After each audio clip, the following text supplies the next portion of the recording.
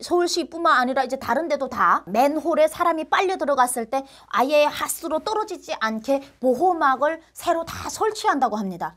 네, 비타민 썰입니다.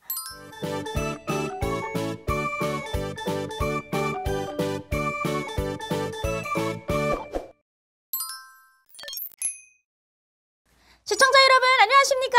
그간 평안하셨습니까? 썰미입니다. 제가 북한에서 살다가 대한민국에 온 지도 8년 차인데요. 8년을 살면서 이번 장맛비처럼 요란하게 자연재해가 심해서 인재도 많이 커졌던 적은 지금 처음인 것 같습니다. 장맛비가 내렸을 때 맨홀을 조심해야 된다. 이런 것들을 보면서 이제 가슴 아픈 인명피해 때문에 강남이 제일로 난리가 났잖아요. 상하수도 상태가 이제 많이 안 좋아져서 많이 잠기고 강남 지역이 이번에 아마 대혁명을 할 것 같습니다. TV를 보면 뉴스에서 이제부터는 맨홀로 끌어내려가는 인재를 막기 위해서 그물망을 다 서울시 전역에다가 설치를 한다고, 또 서울시청에서는 새로운 예산을 짜고 있다는 뉴스도 접해듣고 있습니다. 북한에서 살다 온 저에게는 정말 너무너무 놀라운 일상을 지금 겪고 있습니다. 왜냐면 북한의 상하수도는 일제시기 때 깔아놨던 상하수도를 그냥 쓰고 있어요.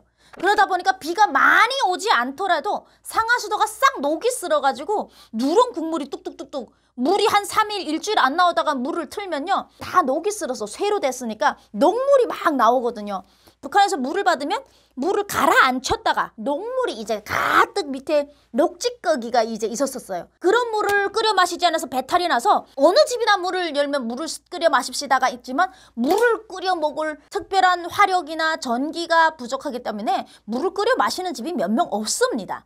그럼에도 불구하고 일제 하수도 공사보다는 핵 개발에 미쳐 날뛰고 있죠. 일제 때 만들었던 그 하수도 공사가 썩어가고 있고, 그거로 해서 자연재해가 큰 인재로 번져지고 있음에도 불구하고 제대로 된 보수를 하지 않다 보니까 헤매다 수해가 나고 발전이 없습니다. 발전이 없어. 이제 한번 물이 막히면 그 물이 빠질 때까지 정말 자연수중 발레할 때까지 막 며칠을 기다려야 되는데, 대한민국은 보니까 어제 이만큼 물이 올랐는데 오늘 아침에 다 빠져 있다는 거에 놀랐습니다. 제가 요즘 운전을 하고 다니다가 제가 소름 돋는 사실을 알게 됐잖아요. 요즘 비가 많이 오는 속에서도 계속 출강을 하고 이제 일을 하다 보니까 진짜 바켓으로 막 쏟아붓는 것 같은 속에서도 폭우를 뚫고 제가 일을 하러 비가 와서 오늘 강의 못 가갔습니다.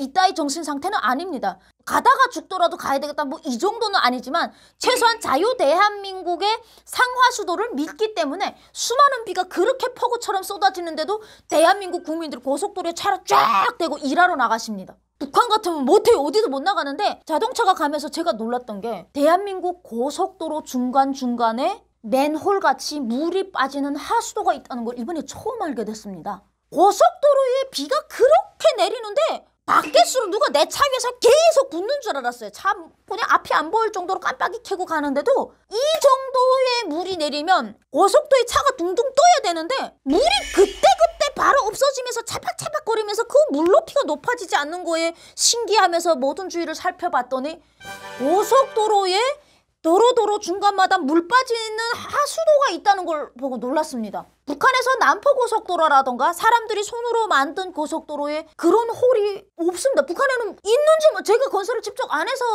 해봐서 모르는데, 제가 북한에서 고속도로로 뭐 달릴 일도 없어서 잘 모르겠지만 고속도로가 몇 개 있긴 있어요. 평양을 중심으로 해서 몇 개 있긴 한데, 북한에서 자기들이 먹고 사는 상하수도도 100년 전에 일제 때 만들었던 걸 그대로 지금 쓰고 있는데 설마 고속도로에 그걸 했는지 모르겠습니다.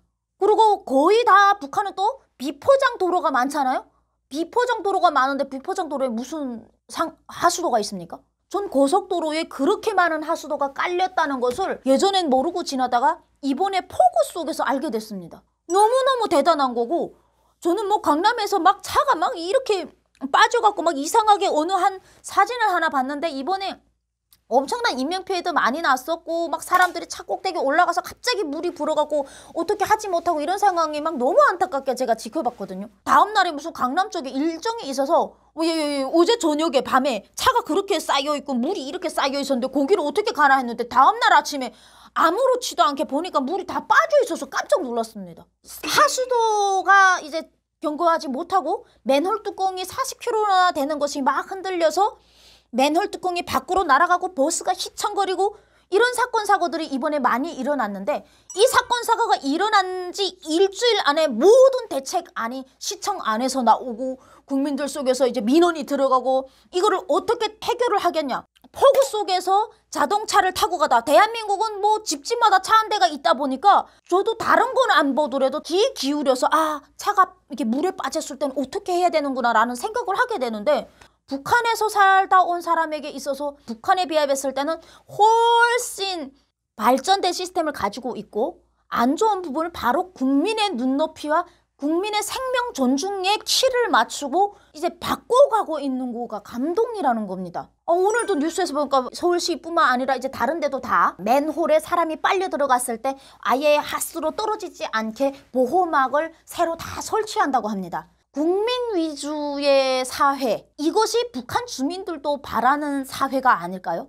근데 북한 주민들은 심지어 이런 걸 우리가 느려야 되고 국가가 이런 일을 해야 되고 우리의 세금과 그 세금으로 이어진 예산을 가지고 여기에 집중을 하는 게 포커스가 맞춰져야 된다는 상식조차 없다는 게 너무나도 가슴 아픈 것 같습니다. 대한민국 고속도로부터 시작해서 일반 지역까지 지금 다 그 맨홀까지도 다 다시 점검을 하는 모습들을 보면서 내가 진짜 목숨을 걸고 2번 북송 3번 탈북을 해서 대한민국에 오기를 잘했구나 이런 생각을 하는 시간인 것 같습니다.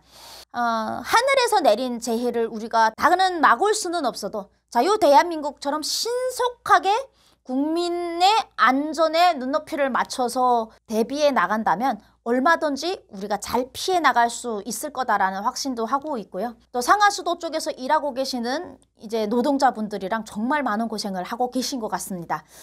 그분들께 응원의 박수를 보내드리면서 감사의 인사를 보내드리면서 영상 마치도록 하겠습니다. 대한민국 파이팅입니다.